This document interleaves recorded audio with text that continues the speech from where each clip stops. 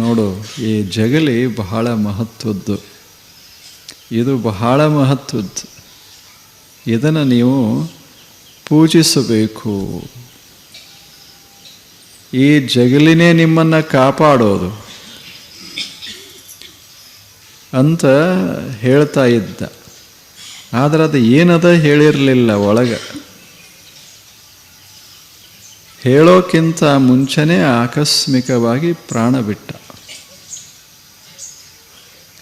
ಇಬ್ಬರು ಹುಡುಗರು ತಂದೆ ಏನು ಹೇಳಿದ್ದ ಅಂದರೆ, ಜಗಲಿ ಬಹಳ ಪವಿತ್ರ, ಅದನ್ನು ನೀವು ಪೂಜಾ ಮಾಡಿ ರಕ್ಷಣಾ ಮಾಡಿ, ನೀವು ಬಡವರಾಗಿ ಉಳಿಯೋದಿಲ್ಲ, ಜಗಲಿ ನಿಮ್ಮನ್ನು ಕಾಪಾಡ್ತದೆ ಅಂತ ಹೇಳ್ಕೋತ ಬಂದಿದ್ದಲ್ಲ.